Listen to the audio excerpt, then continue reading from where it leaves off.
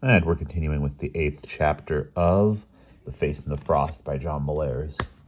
At Bishop's Bows, the first thing Prospero saw was Roger sitting on a keg of onions in the middle of the empty street. He was smoking and staring placidly around at empty windows.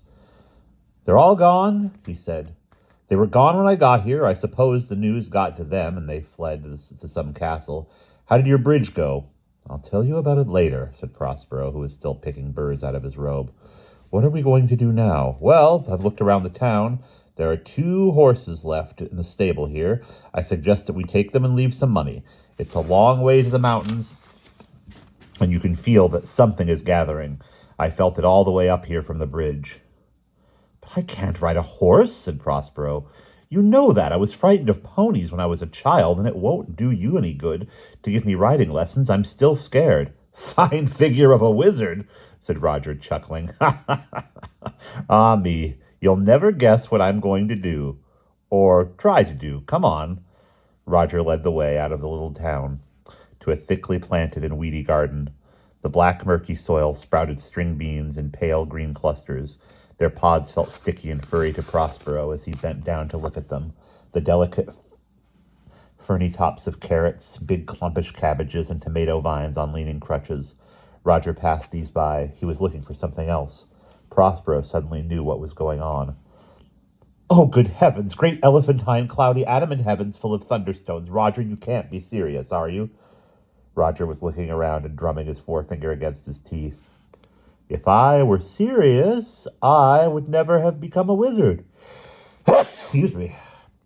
"Would I? The fact that it's been done before doesn't stop it from happening again, and we've got to get there somehow." "Are there no pumpkins in this garden?" "Or there are no pumpkins in this garden," said Prospero. "Anyone can see that."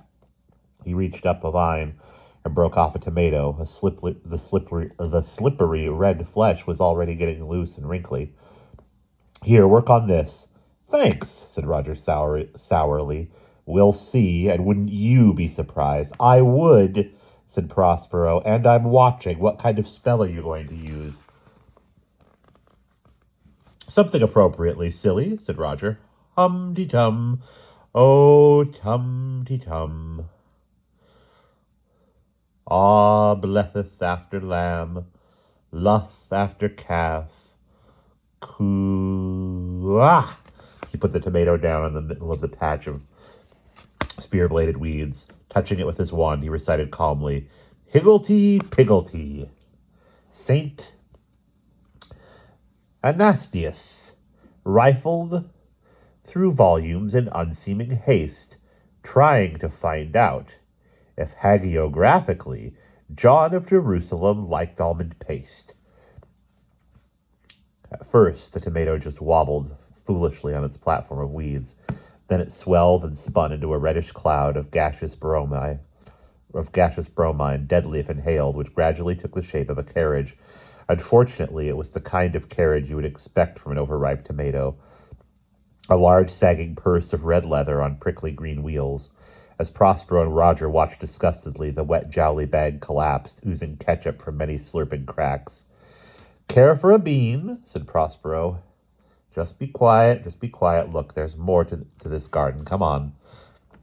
They walked farther on, stepping over rows of parsnips and cauliflowers, vines finally, and on them knobbly green-streaked yellow squashes. When Roger picked one up, he noticed that it was rotten black underneath. Yellow strings of pulp and seeds hung from the caved-in belly of the plant. After one after another, he turned them up. They were all like that. He was about to give up when he saw a little streak of orange under an intricately knotted pile of vines. This squash was solid. He thumped his staff against its goose-pimpled sides. "This will do nicely. All right, stand back. Higgledy-piggledy, John Cantacuzene, swaddled in Byzantine, pearl-seeded robes, put out the eyes of his incompenfantical prelate for piercing his priestly earlobes."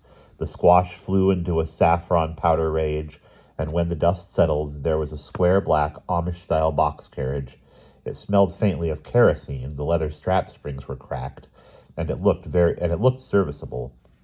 On the doors and ceiling, for some reason, were dusty paintings of river landscapes, and the black horsehair-filled upholstery had silver ashtrays set into its tufted armrests.